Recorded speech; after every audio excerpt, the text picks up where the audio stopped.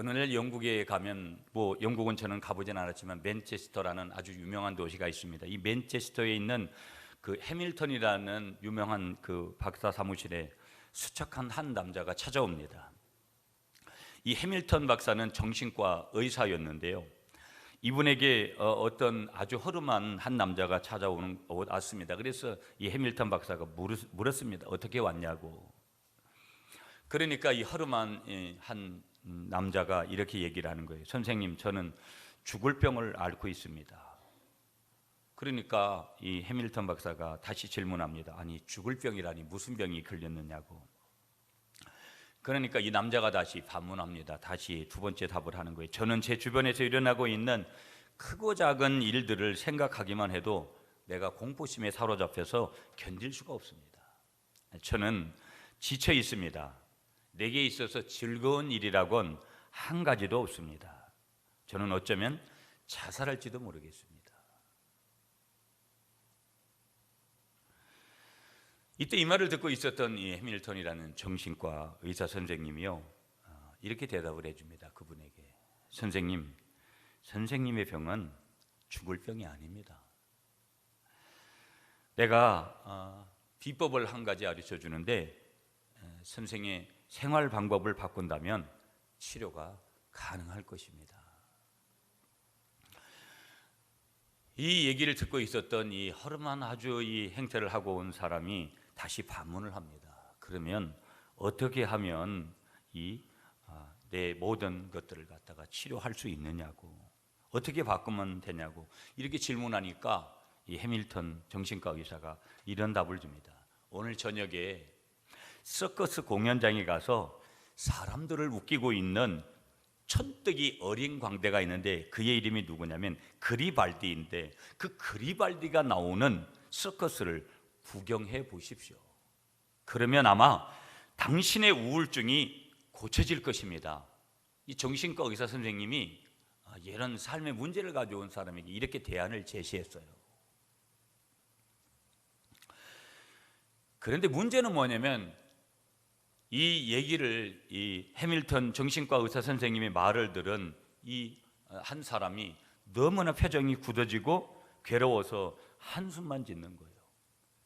그리고 이어서 이 남자가 이 해밀턴 박사에게 다시 이런 얘기를 합니다. 선생님, 그건 정말 불가능합니다. 그러니까 이 정신과 의사인 해밀턴이 다시 반문을 해요. 왜 그러냐고, 왜요? 라고 반문을 하니까 이어서 이 남자가 재차 다시 이런 얘기를 합니다. 제가 바로 그리발디입니다. 아까 서커스를 보라고 한 어리광대 천뜨기 그 그리발디가 이 서커스로 남들을 웃기는 이 당사자가 바로 이 사람이라는 거예요. 정신과 의사를 찾아온 허름한 한 남자가 이 사람이라는 거예요. 여러분, 오늘 어찌 보면 이 이야기는 우리 시대의 뭐냐면 자화상이에요. 자화상.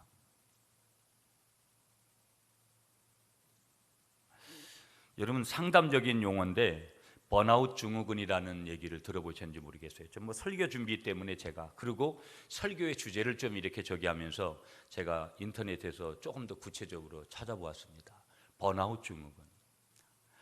현대인들의 과도한 업무로 인해서 스트레스가 엄청나죠. 여러분, 저도 엄청난 스트레스 가운데 있습니다.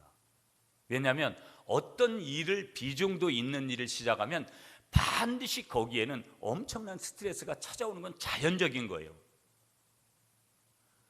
의미 없이 약간은 멍청한 듯한, 단순한 듯한 그런 삶을 사는 사람에게도 스트레스는 찾아오거든요. 여행을 떠나는 사람에게도 스트레스는 찾아오니까요. 그러니 조금 더 복잡한 일들, 여러분, 사람들을 다루어 가지고 무언가를 해보려고 하는 일들은 얼마나 어려운지 몰라요. 차라리 돈을 주고 돈으로 해결하는 것도 어떤 때는 돈 문제 때문에 얼마나 삶을 살아가면서 어렵습니까? 그런데 돈이 있어도 사람의 마음을 모으고 이 관계성을 이어주고 이런 일을 한다는 것이 정말 어렵다는 것을 제가 이 밖의 일들을 하면서 굉장히 느껴요.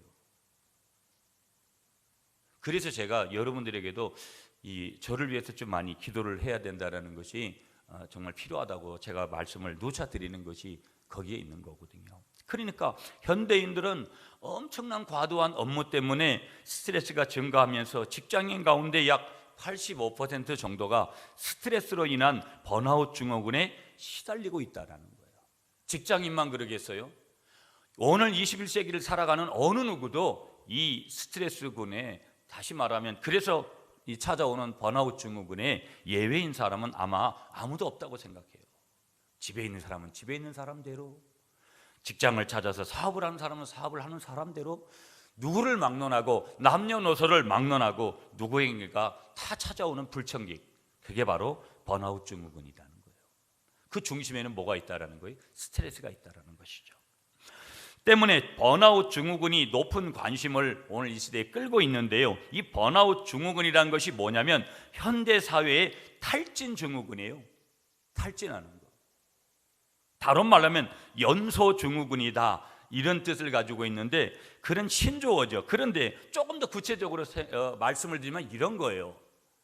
어떤 일에 지나치게 집중을 하다 보면 어느 시점에서 갑자기 모두 불타버린 연료와 같이 무기력해지면서 업무에 적응하지 못한 상황으로 빠져버리는 거예요. 그래서 아까 연소 증후군이다, 불꽃하고 연관이 되기 때문에 이 탈진 증후군, 번아웃 증후군을 이렇게 여러 가지로 설명을 하면서 일이 마지막에는 실현되지 않거나 또 그렇게 되지 않을 때 육체적인 피로와 정신적인 피로가 극도로 쌓였을 때 나타나는 증상이 바로 뭐냐면 번아웃 증후군이라는 거예요. 그런데 보세요, 여러분, 이 번아웃 증후군이라는 것은 누구에게든지 어디서든지 여러분에게도 찾아올 수 있다는 거예요. 다시 말하면 나에게도 언제든지 찾아올 수 있다는 거예요. 그래서 제가 인터넷을, 이 자료를 보면서 설교 준비하면서요, 제가 인터넷을 봤어요. 그럼 도대체 세상 사람들이 이 번아웃 증후군을 얘기하면서 진단하면서 그 사람들의 대안이라는 게 도대체 뭐냐, 그냥 뭐 거두절미한 것들 많이 있었는데 간단하게 두 가지를 거기서 이렇게 설명하는 것을 보는데, 첫째로는 이제 마사지 같은 걸 많이 하라는 거예요. 이재임 권사님이 조금 많이 만져줘야 될 사람들이 많은 것 같아요. 권사님은 돈도 벌고. 두 번째는요, 약간 비슷한 건데 집에 있으면 이제 스트레칭 같은 걸 많이 하라는 거예요. 이게 굉장히 중요하다 그러더라고요. 스트레칭을 이렇게 자주 하는 거. 아침에 새벽에 일어날 때도 이제 일어나기 전에 침대 위에서도 할 수 있는 그런 스트레칭 같은 거를 하고 일어나고 그러면 굉장히 좋다 그러더라고요. 목회자 세미나나 이런 데 가서 잠깐 이렇게 얘기하시는 거 보면 그냥 이런 단순한 측면에서 뭐 여러 가지 대안들을 제시할 수 있지만 이런 대안들을 얘기하는 거예요. 아까 정신과 의사였던 해밀턴 박사를 찾아온 그리발디라는 희극인의 그 아픔도 소개를 했지만, 뭐 좀 전에 말씀드렸던 이 번아웃 증후군도 이 모든 상황들은 우리 시대의 자화상이라는 거예요. 이렇게 화려하고 이렇게 멋진 21세기에 우리가 던져져서 감사한 것도 있지만, 우리가 21세기에 안 살았으면 이렇게 받지 않아야 될 스트레스가 얼마나 많은지 몰라요. 권력을 휘두르는 사람이 그 권력에 의해 쫓겨나죠. 여러분, 그 권력이라는 것이 순간이에요, 여러분. 오늘은, 예전은 그래도 권력을 한번 잡으면 장기 집권이라 이런 말이라도 있었잖아요. 그런데 그건 이제는 그럴 수가 없어요. 대통령도 되면 5년 안에, 여러분 5년 안에 무슨 일을 하겠어요?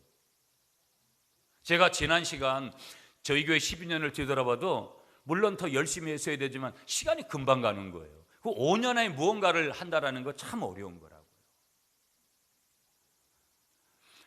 돈의 힘을 과시하던 사람들이 돈 때문에 무너지는 거죠. 돈이 필요해요. 여러분, 권력이라는 것도 여러분 반드시 필요한 거예요. 굉장히 중요한 거예요. 누가 권력을 잡느냐가 중요한 것이죠. 누가 돈을 쓰느냐가 중요한 것이죠. 오늘 이 시대에, 오늘 예수 믿는 사람들이 돈을 거부한다, 이건 있을 수가 없어요. 하나님의 일을 할 때도 내가 누군가를 위해서, 내 삶의 누림을 위해서도 반드시 뭐예요? 돈은 필요한 거예요. 그래서 여러분, 열심히 벌고 또 남으면 저한테도 좀 도와주고, 그러면 제가 많은 일들을 할 수 있다고 누차 얘기를 하는데, 우리 교회는 부자가 없어요? 부자가 좀 나와야 되는데 반드시 나올 줄 믿습니다. 네. 이런 영화를 하나 줄거리를 소개하고 싶어요. 이 영화의 스토리는 이런 거예요, 여러분. 과학자들이 지혜와 지식을 모아서 로봇 인간을 만드는 데 성공을 했습니다. 인공지능이긴 하지만 그 로봇 인간은 말하는 것이나 행동하는 것이 어떠냐면 인간과 조금도 다를 것이 없는 거예요. 그리고 그 로봇 인간의 능력은 초인간적이어서 가공할 파괴력과 살상력을 가지고 있습니다. 로봇 인간의 몸속에는요 신경이 있고요, 그 다음에 그 로봇 인간의 몸속에는요 혈관 대신 복잡한 전자회로가 거미줄처럼 거기에 널려져 있는 거예요. 그런데 이 로봇 인간의 결정적인 비극 한 가지를 꼽으라면 뭐냐면, 그 로봇 인간이 자기를 만든 과학자들과 로봇 인간을 제조한 연구실을 무차별 살상하고 파괴한다는 것입니다. 이게 어떤 영화의 줄거리예요. 그런데 보세요, 여러분. 언젠가 인간은요 우리 인간이 만든 과학 때문에 망하게 될 것이라는 그런 예언적인, 어떻게 보면 영화의 스토리의 어떤 줄거리라는 거예요. 여러분, 우리가 요즘 무슨 예전에 광우병도 얘기하고 요즘 닭이나 뭐든지 살상처분하는 이유가 뭐예요? 대량 생산 때문에 그런 거잖아요. 옛날에 우리가 무슨 돼지 키운다 그래봤자, 지금도 저희가 어릴 때 보면 소 외양간이나 이런 것들이 집에 바로 붙었어요. 우리 집 안에 있었어요. 그런데 고작 소를 키워서 봤자 한 마리 두 마리, 엄마 소 한 마리, 송아지 한 마리, 많이 있어봤자, 물론 몇 마리씩 키우는 집도 있었지만 대량으로 몇백 마리, 몇천 마리, 몇만 마리 이렇게 키우는 게 있었습니까? 우리 어릴 땐 그런 집이 없었어요. 그러니까 특별한 질병이라는 것이, 이 무서운 질병이라는 것이, 그렇게 질병은 있었지만 오늘날같이 이런 일은 없어요. 우리나라가 지금 얼마나 살림이 이렇게 풍요로워요. 소나무가 지금 영남 지방에는 다 죽어가고 있어요. 소나무 질병 때문에 심각하다 그러더라고요.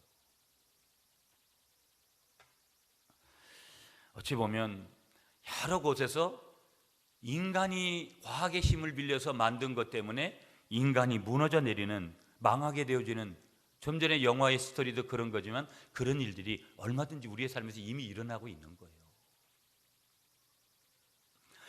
그래서 결론부터 말씀을 여러분에게 좀 드린다면 뭐예요? 이런 것을 우리가 한번 생각해 볼 수 있다는 거예요. 우리에게 주어진 권력이라는 것이든, 우리에게 있는 돈이란 것이든, 과학이란 것이든, 학문이란 것이든 인간과 세계를 온전하게 할 수는 없더라는 거예요. 그것이 필요치 않다라는 거 아닙니다. 필요한 거예요. 우리가 그런 것을 구해야 돼요. 예수 믿는 사람들이 권력을 잡아야죠. 예수 믿는 사람들에게 하나님이 물질을 주셔야죠. 과학도 예수 믿는 사람들이 행해야 되고요, 학문도 예수 믿는 사람들이 스승의 자리에 서가지고 대학 강단에 서서 기독교적인 세계관을 가지고, 사회관을 가지고 기독교적인 그런 마인드에서 여러분 후학들을 길러내야죠. 이게 우리나라 초창기잖아요. 다 연세대학교, 좀 전에 지난 시간에도 말씀드렸잖아요. 이화여자대학교, 다 고려대학교, 이런 지방에 있는, 우리가 대구에 있는 계명대학교, 뭐든 대전에 가면 한남대학교, 학교에 뭐든 가면 고등학교부터 시작해서 병원부터 시작해서 모든 것의 중심 뭐예요? 기독교예요. 선교사님들이 이 땅에서 세운 것들이라는 거예요.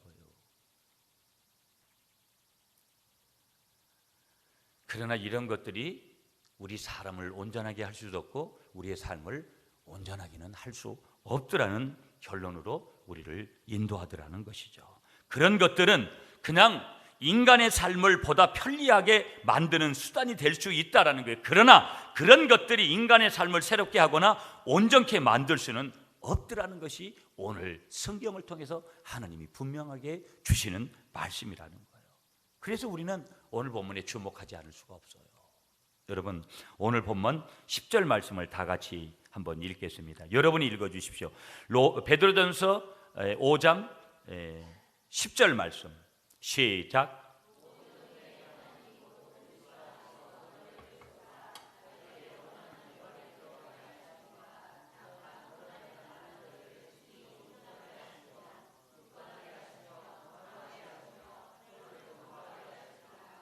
아멘. 그리스도 안에서 우리를 부르신 하나님은요, 세상에서는 온전함이 없어도 우리를 온전케 하시고 굳게 하시며 강하게 하시며 경고케 하시는 이는 바로 누구라고 말씀하시는 거예요? 그리스도라고 말씀하시는 줄 믿습니다. 나는 여러분 하나님 앞에서 누구냐? 성경은 우리에 대한 아이덴티티 정체성을 분명하게 말씀하시는데요, 우리는 질그릇이다. 그러니까 질그릇이라는 것은 약간만 어디에 대여도 금이 쫙쫙 갈 수 있는 거예요. 그러니까 언제든지 어느 순간에 그냥 깨어질 수 있는 거예요. 강력한 충격만 받아서 깨지는 것이 아니라 약간의 어떤 각도가 잘못 조절이 되어져도 질그릇은 그냥 깨어지는 거예요. 그러니까 온전하다, 완전하다, 물론 인간에게 완전이라는 그런 단어를 적용도 하기 힘들지만은 이 말은 무슨 얘기냐면 오늘 우리의 삶의 자리를 한번 보세요. 좀 전에도 그런 말씀, 번아웃 증후군도 말씀드리고 했지만 여러분 보세요. 오늘 가정 문제 어떻게 풀어가실래요? 부부의 문제, 부모 자식 간의 문제, 형제의 문제, 그 가정 안에 이루어지는 모든 문제를 어떻게 풀어가겠느냐고요. 대안이 있습니까? 대안 없어요, 여러분. 나라가 그 대안을 세워줄 것 같아요? 어느 정도. 여러분 경제 문제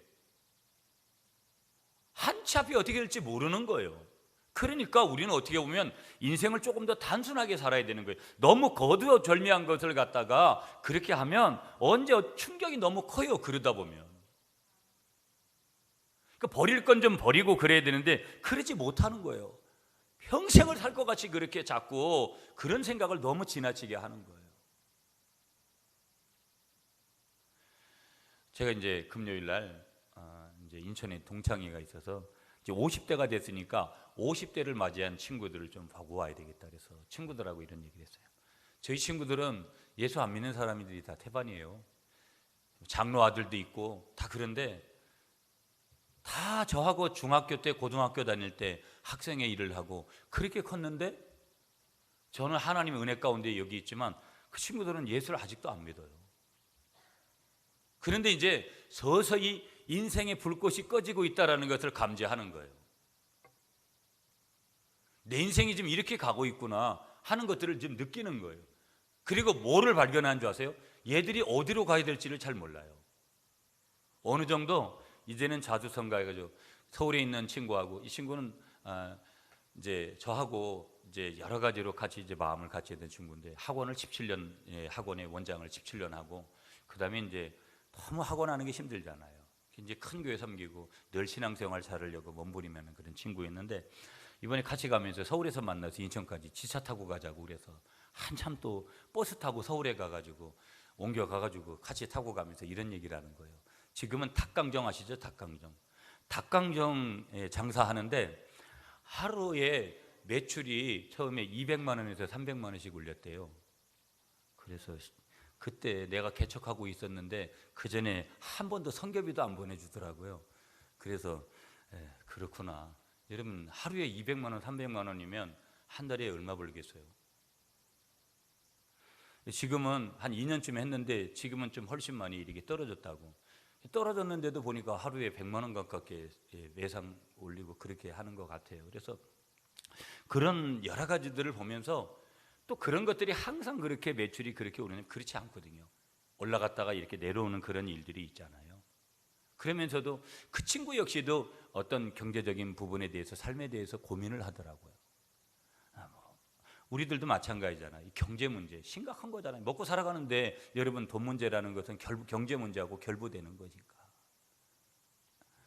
건강의 문제들 심각하죠.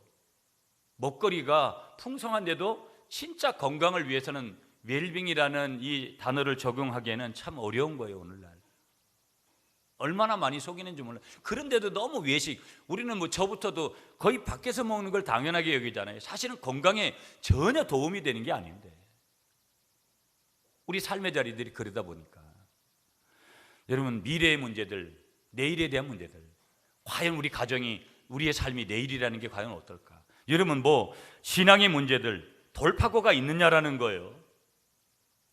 다 얘기를 해요. 대화를 해보지만 믿지 않는 사람이나 믿는 사람이나 돌파구에 대해서 인간적으로는 찾기 힘들다라는 거예요. 돌파구가 뭐냐라는 거예요. 어떻게 해결하는 거래요? 오늘 성경은 그걸 우리에게, 하나님 우리에게 분명히 말씀하시는데, 항상 우리를 돌보시는 주님께 던짐으로써, 다시 말하면 우리의 모든 문제들을 던짐으로써 그런 문제들을 해결해 갈 수 있는 것이고, 또 주님이 도와주시지 않으면 우리 인생은 될 수 없다라는 이 사실을 알려주시는 줄 믿습니다. 오늘 본문을 통해서 주시는 몇 가지의 교훈을 좀 살펴보고 싶어요. 자, 첫 번째로 7절입니다. 7절 말씀 시작. 너희 염려를 다 주께 맡기라. 이는 그가 너희를 돌보십니다. 자, 오늘 그러면 제목 그대로의 뭐예요? 오늘 우리가 온전한 삶을 살아가는 비결 첫 번째로 가르쳐 주시는데, 하나님께서 그 첫 번째 비결이 뭐예요? 7절에 한번 따라하겠습니다. 너희 염려를 주께 맡겨버려라. 염려의 문제를 해결하라는 거예요. 7절에 보면 너희 염려를 다 주께 맡기라 그렇게 말씀하시는데, 염려는 없을수록 좋은 것이고 하지 않는 것이 가장 바람직한 것인데, 문제는 뭐냐면 그럼에도 불구하고 그 염려는 늘 우리 삶 속에 찾아와 있고 불청객으로 우리와 함께 하려고 한다라는 거예요. 그러나 사람은 염려를 만들고 염려를 안고 살아가더라는 것이죠. 여기 중요한 단어 맡겨버린다. 이 말은 내어 던진다라는 뜻이고요. 좀 원어적으로 그 뜻을 풀어보면 어디 위에 던져 놓다 이런 뜻을 가지고 있는 거예요. 어디 위에 던져 놓다. 그러니까 내가 지금 가지고 있는 염려를 세상이나 사람에게 맡기거나 내어 던지면 내게로 다시 돌아오더라는 거예요.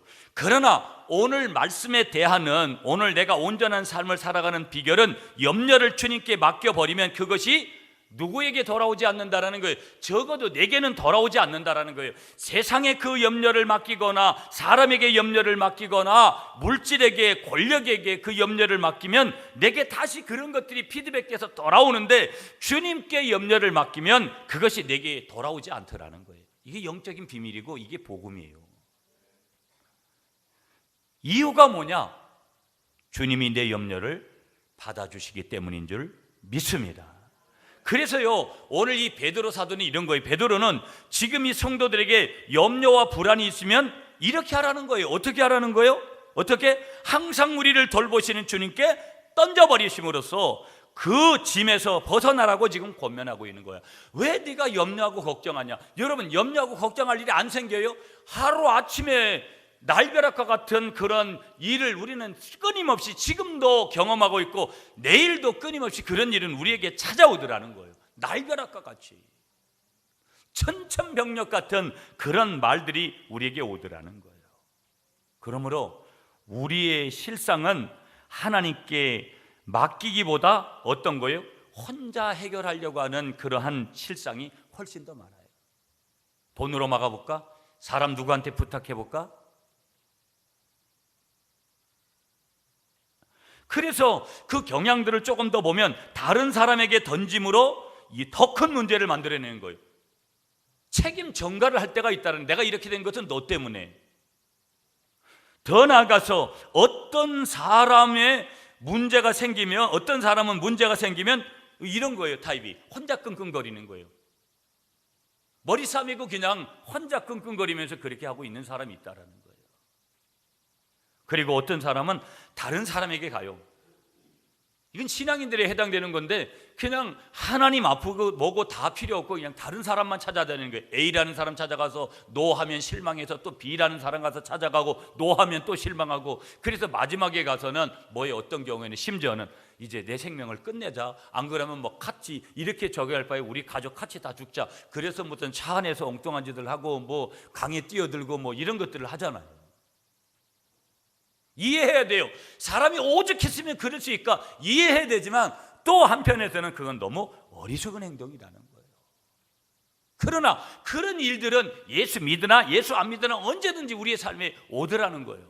거두절미하게 다 빼는 그 대안이머리라는 거예요. 그 염려 누구에게 온다라는 거예요? 예수 믿으면 더 많이 올 수 있다라는 거예요. 그러므로 그 염려를 누구에게만 맡기라는 거예요. 그 바운더리를 정확하게 정의하시는데 주님께만 맡겨버리라는 거예요. 뭐를? 우리의 축복, 우리의 염려, 나의 염려를. 아멘이시죠 여러분? 요한복음 14장 1절은 이렇게 하나님께서 말씀하세요. 너희는 마음에 근심하지 말라. 하나님을 믿으니 또 나를 믿으라. 그렇게 말씀 주신 줄 믿습니다. 여기서 근심이란 단어는 뭐냐면요, 분리시키다, 나누다라는 그런 뜻을 가지고 있습니다. 그러니까 주님께서 너희 마음에 근심하지 말라, 너희 마음의 근심을 분리시켜라, 너희 마음에 있는 근심을 나누어라. 누구에게 나누느냐? 주님께 분리시키라는 거예요. 내 마음의 신앙과 불신앙으로 분리될 때 염려와 근심이 반드시 거기에서 일어나게 되더라는 거예요. 내 믿음이 주님으로부터 분리될 때 내 속에 근심이 일어나게 되더라는 거예요. 그렇기 때문에 더 우리의 믿음을 주님과 하나로 매치시키고 우리의 믿음을 더 하나님 앞에 바르게 고백하는 순간이 어떤 순간이 되어야 되느냐? 평안할 때보다도 내가 근심거리가 있을 그때라는 거. 어떤 90대 된 노인에게 누가 장수비결이 뭐냐를 물었어요. 그 할아버지가 이런 얘기를 한 거예요. 나는 일할 때 열심으로 일하고 앉을 땐 천천히 앉고 근심되는 일이 있으면 잠을 자버리곤 했다. 그래서 여러분 다 뭐 머리 아프고 그러면 그냥 이불 싸매놓고 한잠 자고 그러면 굉장히 좋다라는 의미들이 여기에서 나오는 거예요. 그러나 그렇다고 해서 과연 모든 것들이 끝나겠느냐? 한마디로 이 노인이 우리에게 알려주는 것은 근심을 하지 않고 고민하지 않았다라는 거예요. 안 하려고 그렇게 몸부림을 쳤다라는 것이죠. 그래서 오늘 본문의 베드로는요, 너희 염려를 주께 내던져 버리라고 지금 말씀하는 거예요. 왜 내가 가지고 근심을 하느냐라고 지금 반문하고 있는 거예요. 그러면서 더 적극적으로 모든 염려를 주님께 맡겨 버리라고 지금 그렇게 우리에게 권면해 주는 줄 믿습니다. 한번 따라하겠습니다. 나의 염려를 주님께 맡깁니다. 이건 신앙인의 고백이에요, 여러분. 나의 염려를 사람을 찾아가고 환경에 맡기고 돈에 맡기고 내가 어찌게 끙끙거리는 거, 그건 불신앙이라 이 말이에요. 주님이 그걸 가르치시는 거예요. 두 번째 메시지, 여러분 8절입니다. 8절 말씀 여러분이 읽어주십시오. 시작.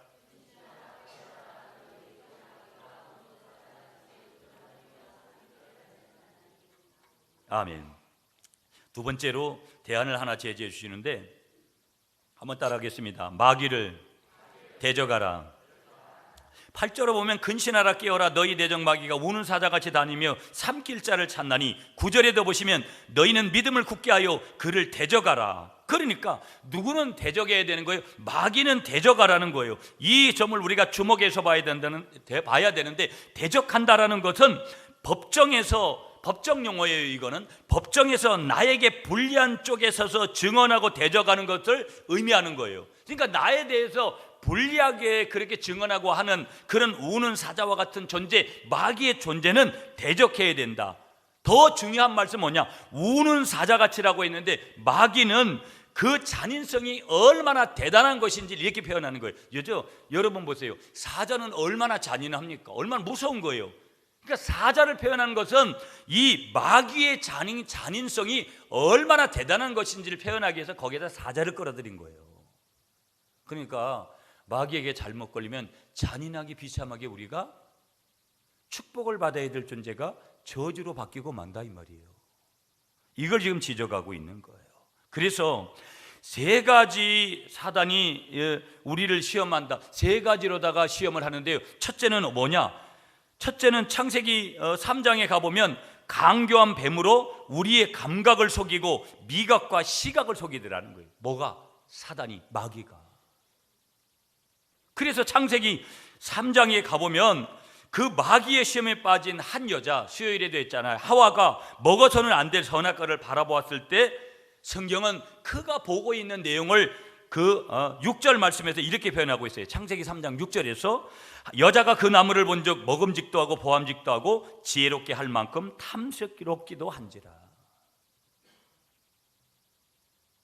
마귀는 하와의 미각과 시각과 감각을 통해서 시험을 했더라는 거예요. 또 한 가지, 이 사단이 우리를 시험하는 두 번째 그런 모습을 보면 빛과 천사로, 또 진리의 옷을 입고 천사의 말을 하고 거룩한 모습으로 다가서서 우리에게 오지만 그 속에는 마귀의 흉계가 있더라는 거예요. 세 번째로 시험하는 내용을 보면 우는 사자로, 오늘 본문과 같이 소리 지르고 협박하고 겁을 주면서 그렇게 사단이 마귀가 우리 믿는 사람들을 시험하더라는 것이죠. 그런 거예요, 여러분. 이 어둠과 빛인 우리들은 반드시 뭐예요? 영적 전쟁을 치러야 되는 것. 그래서 이 빛과 어둠의 전쟁, 이것이 오늘 우리 믿는 자들에게 있어서의 현실인 줄 믿으시는 여러분들이 되시기를 간절히 축복하겠습니다. 그러면서 이 마귀를 대적하는 두 가지 비결을 하나님께서는 이 베드로 사도를 통해서 우리에게 말씀을 주시는 거예요. 자, 8절을 중심에서 보면 뭐예요? 8절과 9절에서 그 두 가지를 제시하는데, 첫째는 마귀를 대적하는 첫 번째 방법이 뭐냐? 8절에 보면 근신하고 깨어 있으라는 거예요. 이 근신하라, 이 근신하라는 이 헬라어 단어를 보면 넵사테라는 단어를 썼더라고요. 원어사전 보니까 넵사테. 이 넵사테라는 근신하는 단어의 뜻이 뭐냐? 정신을 바짝 차려라. 그러니까 오늘 우리는 정신을 바짝 차리지 않으면, 정신을 바짝 차려도 우리가 혼란스럽고 이해할 수 없는 일들이 나타나잖아요. 그러니까 정신을 바짝 차려야지만이 우리가 어떤 진단도 바르게 할 수 있고 대안들도 바르게 찾아갈 수 있다는 거예요. 그래서 근신하라, 이 말은 넵사테라는 단어인데 정신을 바짝 차려라. 또 한 단어를 말씀하는데 깨어라. 이 깨어라는 단어는 그레고리 사테라는 단어, 헬라어 단어를 썼어요. 이 단어가 뭐냐? 잠들지 말고 깨어 있어라, 이런 뜻이에요. 그러니까 육신적인 잠을 자지 말라는 것이 아니라 영적으로 잠들지 말고 깨어 있어라, 이런 뜻이 바로 그레고리 사테라는 단어의 깨어라는 이 단어의 명령형입니다. 다 근신하라, 깨어라, 명령형으로 말씀하시는 거예요. 네가 그렇게 하려면 그렇게 하고 말리면 말고 선택형으로 우리에게 주시도 않았어요. 명령형으로 바로 뭐예요? 근신하라, 깨어라, 넵사테, 그레고리 사테, 정신을 바짝 차려라, 잠들지 말고 깨어 있어라. 베드로 사도를 통해서 하나님께서 우리에게 이런 대안을 주시는 거예요. 근신하고 깨어 있어라. 여러분, 우리가 깨어 있어도 운전 한번 해보세요. 지금도 제가 이렇게 아찔아찔하게, 지금 제가 자가용을 받고도 몇 번 그런 것 같아요. 뒷밤 봐도 가렸잖아요. 뒤에 가서 받아가지고 제가 병원에 가서 누우려고 하다 병원 앞에 가서 다시 돌아왔어요. 내가 비열하게 예수 안 믿는 사람들하고 이렇게까지 목사가 돼가지고, 그렇지만 별의별 욕을 다 먹으면 바치고도 욕 먹는다니까요. 세상에 이런 거 참 너무 억울해. 바치고도 욕을 먹어요. 바치고도. 그리고 남의 차를 받아놓고도 어떻게 세상에 이런지 모르겠어요. 그러니까 법이라는 것은 사실은 완벽할 수가 없는 거예요. 보면 우리도 그렇잖아요. 웬만하면은 뭐 2대 8이고 보험에서 아무리 있어도 여러분 뭐 3대 7이고 뭐 여러 가지 그렇잖아요. 이게 세상이라고요. 그러니까 운전을 하다가 예방이 중요한 거, 안 바치는 게 좋은 거예요. 남의 차 안 박는 것도 중요하지만 내가 남의 차에 안 박히는 것도 중요하다고요. 이게 예방인데 이게 얼마나 중요한지 몰라요. 깨어있지 않으면, 깨어있어도 운전사가 쉽지 않은 것을 우리가 보잖아요. 그래서 마귀의 공격도 마찬가지라는 거예요. 마귀의 표적이 되지 않으려면 항상 근신하고 깨어있어야 된다, 그걸 말씀하는 거예요. 그러면서 한 가지 비결을 더 말씀하시는데 9절이거든요. 여러분 9절을 보시면 너희는 믿음을 굳건하게 하여, 한번 따라하겠습니다. 나의 믿음을 굳건하게 해야 한다. 여러분 보세요. 우리가 자연현상 중에 태풍이 지나가고 나면 여러분 두 가지 현상이 일어나는 거예요. 바람에 무너진 집이 있는가 하면은요, 태풍이 지나가면 이게 첫 번째 현상이에요. 두 번째 현상은 끄떡하지 않고 제자리에 서 있는 집이 있는가 하면 뿌리째 뽑히고 부러지고 꺾인 나무들이 있습니다. 가지와 잎새면 떨어졌을 뿐인데도 그대로 버티고 있는 나무들이 있는 것이죠. 놀라운 거예요. 집도 바람에 무너진 집이 있고 끄떡도 하지 않는 그런 집이 있고, 뿌리도 뿌리채 뽑히지 않고 나무가 부러지지 않는 그런 나무도 있더라는 거예요. 왜 그럴까? 이유를 보면 튼튼한 건물이나 뿌리가 깊고 큰 나무는 그대로 서 있고, 약한 건물이나 뿌리가 약한 나무는 당연히 무너지고 뽑히고 만다라는 원리를 자연의 원칙에서 우리에게 말씀하는 거예요. 여기 여러분 믿음이라는 단어를 찾아보니까 피스테이라는 단어를 썼어요. 신앙, 믿음은 다른 단어로 신앙, 신뢰, 신실함. 그러니까 너의 신실함을 굳건히 해라, 신실하라는 거예요. 다른 말로 이런 표현들을 썼던 것들은 뭐냐면 하나님과의 관계에 대한 성도들의 태도를 나타내는 거예요. 하나님과의 관계에서 너희들이 신실해야 된다. 하나님과의 관계에서 너희들의 신앙이, 너희들의 신뢰가 특별해야 된다. 근데 여러분, 그게 쉽지 않은 거예요. 현실이라는 것에 부딪힐 때. 그러나 이것이 하나님의 대안이라는 것을 분명하게 믿으시는 여러분들이 되시기를 간절히 축복하겠습니다. 시험과 환난의 바람이 휩쓸고 지나간 그 자리에 의연하게 우뚝 서 있는 신앙의 나무들이 반드시 저와 여러분들이 되어야 될 줄 믿습니다. 그 나무가 되려면 우리에게 있어야 될 게 뭐라는 거예요? 우리 내면에 자리해야 될 게 믿음이 자리하고 있어야 된다는 거예요. 그 나무들은, 영적인 나무들은 뿌리 깊은 나무를 지녔기 때문에 흔들리지 않는 것이지 다른 방법으로는 절대 흔들릴 수 없다는 것을 저와 여러분들에게 말씀하시는 줄 믿습니다. 그래서 한 가지만 더 보려고 하는데 그게 마지막 10절이에요. 아까 10절 말씀 읽었으니까 하나님이 이렇게 우리가 오늘 좀 전에 말씀드린 대로 근심하고 깨어있고 믿음을 굳게 하고 나아갈 때 하나님께서 우리에게 주시는 믿음의 은혜의 선물 한 가지가 있는데 그것이 10절에서 말씀하시는 거예요. 그게 뭐냐? 한번 따라 하겠습니다. 하나님의 은혜로 내가 온전케 되어지는 것입니다. 아멘이시죠? 10절을 보면 잠깐 고난을 당한 너희를 친히 온전하게 하시며 굳건하게 하시며 강하게 하시며 터를 견고하게 하시리라, 그렇게 말씀을 주신 줄 믿습니다. 그래서 히브리서 12장 2절을 보면 믿음의 주여 또 온전케 하시는 이인 예수를 바라보자. 네, 예수만이 나를 온전케 하시는 주인이시기 때문에 그분의 자녀인 저와 여러분들은 오직 우리의 삶에 고난이 와요. 고난이 없기를 바라는 것은 그건 신앙이 아니에요. 그러나 그 고난은 반드시 10절 말씀에서 뭐예요? 지나간다 이 말이에요. 그 지나가는 그 중심에서 우리는 뭘 해야 되는 거예요? 깨어 있어야 되는 거예요. 믿음을 지켜야 되는 거예요. 그러면 인내해야 되는 거예요. 그러면 신실하게 하나님을 바라봐야 되는 거예요. 그렇다면 반드시 하나님은 뭐라고 말씀하시는 거예요? 그리스도 안에서 저와 여러분들을 반드시 책임져 주시는 줄 믿으시는 여러분들이 되시기를 간절히 축복하겠습니다. 여기서 중요하게 되는 거, 우리를 온전케 하시는 분이 누구라는 거예요? 예수 그리스도. 내가 가지고 있는 권력, 내가 가지고 있는 어떤 물질, 내가 가지고 있는 사람, 그거 아니라는 거예요. 그러면서 한 가지 더 중요한 메시지를 주시는데, 우리가 지금 겪고 있는 고난, 어떤 사람은 나만 이런 겪는 고난을, 나만 고난을 겪는 줄 착각을 해요. 오늘 성경을 통해서 하나님은 다른 성도들도 동일하게 겪는 고난이 바로 오늘 본문에서 말씀하고 있는 고난이라는 거예요. 그러면서 우리는 그 고난이 대동소이하기 때문에 여기서 처방을 분명하게 알아야 된다. 오늘 주님의 처방은 한 가지라는 거예요. 예수 그리스도. 예수 그리스도의 십자가, 예수 그리스도의 복음으로 말씀하시는 줄 믿으시는 여러분들이 되시기를 간절히 축복하겠습니다. 쓸모없는 나 같지만 쓸모없는 나 같은 존재도 위대한 작품으로 만들어지는 것은 예수 그리스도 복음의 선에 붙들릴 때는 반드시 쓸모없는 나 같은 존재도 위대한 작품으로 다시금 새롭게 온전케 하시는 그리스도의 은혜로, 치유하시는 그리스도의 은혜로 다시 우리가 세워질 수 있다는 것을 믿으시면서요, 오늘 본문을 통해서 주시는 말씀, 온전케 하는 삶의 비결이 무엇인가?